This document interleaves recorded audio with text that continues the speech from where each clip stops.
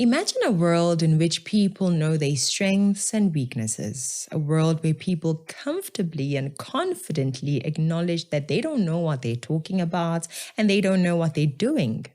That is a story of people who are humble. Instead of taking control of state-owned companies and planting their comrades in high-level positions they are neither qualified for nor experienced to take, they rather say, I like you and I will look out for you, but here you do not qualify and you will mess up. Instead of saying, I'm black and majority of us are black, so most positions should be held by black people, we say, yes, since the country is majority black, most black people should be in higher positions, role of control and authority, but they must be equipped, qualified, or experienced enough to occupy those positions. Upon gaining independence, Botswana, like many African countries, had a black population that had been excluded from positions of authority. The newly elected President Seretse was a prime example of what it is to be a leader of a country. His decisions helped make Botswana one of the best African countries of that era, if not the best. He understood that merit is what matters most. Yes, black people were excluded before. Yes, they were not equipped before. And no, he was not content with that status quo. The decision made by several African leaders to quickly remove all white people from positions that they occupied while playing the role of the oppressor may seem great short-term, but it's destructive long-term. It results in we black people looking like we cannot govern ourselves or perform duties that the previous occupiers of those roles were performing. And it results in the suffering of citizens in our African countries. The truth is, we are capable, we are gifted, we can run these countries successfully. We too can manage countries successfully. We too can use a nation's resources just as well as those who did it before us. But we must be taught, and we must be humble enough to be taught. President Seretse wanted black people to also take positions of government, play roles in the economy. But he made sure that black people would get equipped first before they are thrown into positions of authority, not only to keep them and their dignity safe, but ultimately to keep the country safe. Many people were talking, just like the lunatics we have in South Africa right now, demanding black representations and BEE this and BEE that.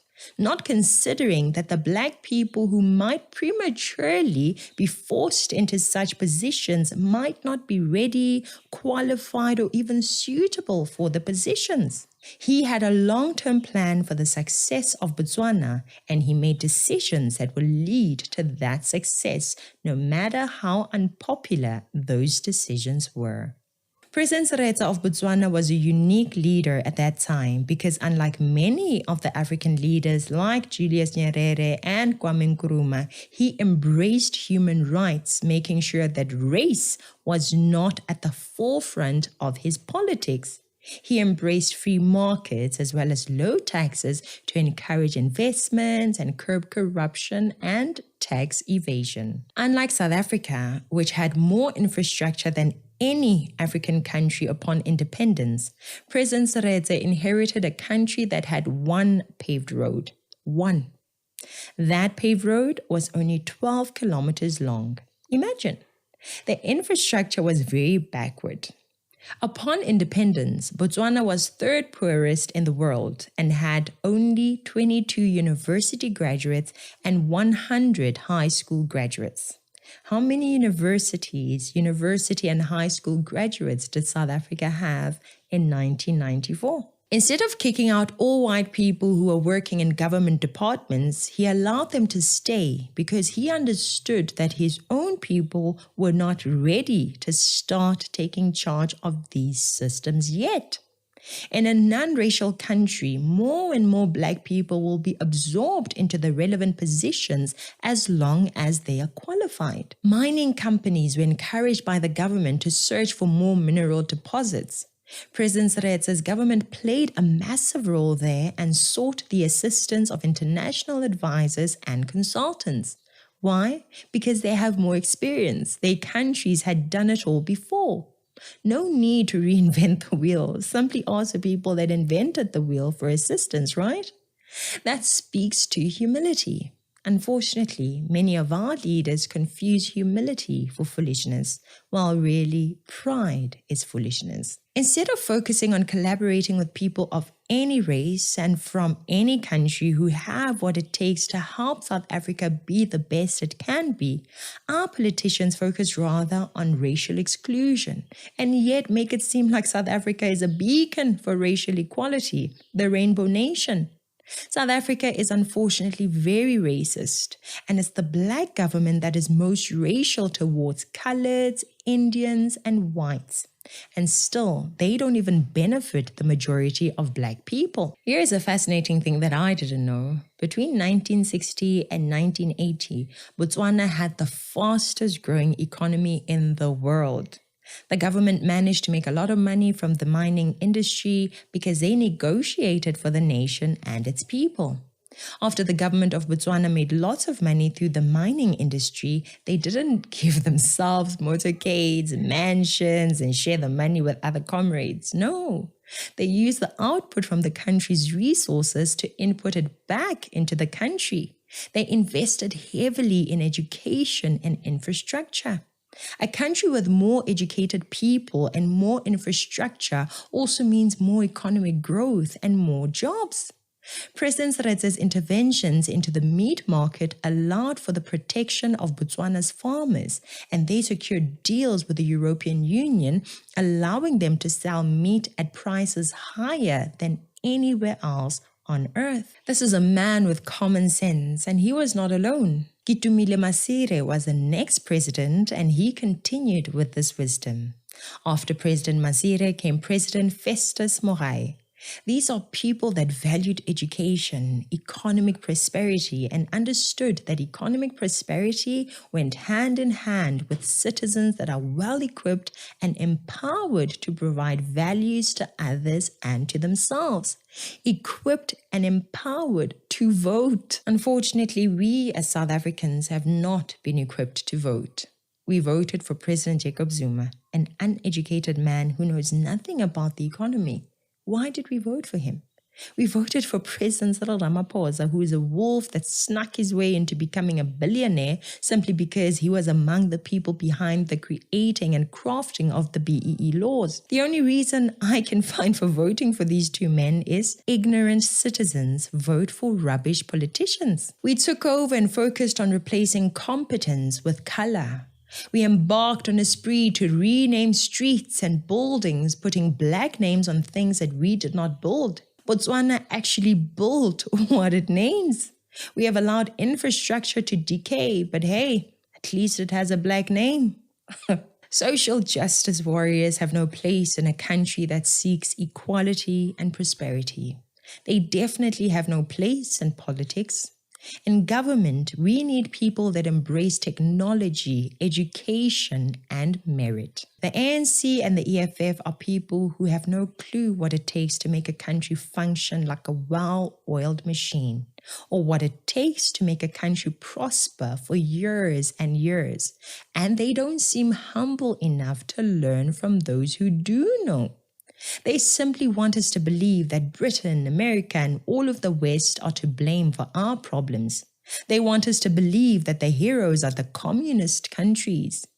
Botswana is an example of a country that did not adopt communist ideals that Kwame Nkrumah and Julius Nyerere and many other African countries adopted. I practiced or continued the practice of sound and stable macroeconomic planning and prudent financial management.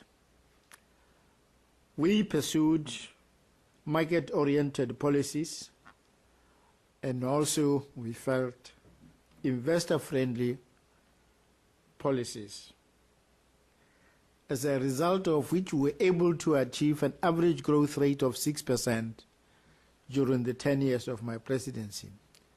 That was lower than what had been the case previously. Many African countries chose to copy communist Russia and China, and the majority of them have nothing to show for it. The communist countries that they were copying ended up realizing that this communism thing is just not working. And what did they do? Russia learned from the West and China learned from Singapore. And since Singapore learned from the West, in essence, China also learned from the West. Yet, as Africans, we still have leaders holding on to communism that those that they learned it from have dumped due to its failings. Does that even make sense? With all this knowledge, the EFF and MK parties want us to be communist. They want South Africa to get guidance from the actions of communist China and Russia, not the current free market, westernized, capitalist China and Russia. Nope. That old failed China and Russia. Why?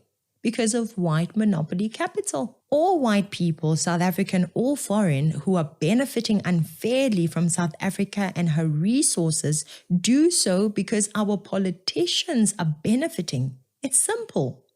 The Botswana government ensured that the output from their mines benefit the people and not the politicians.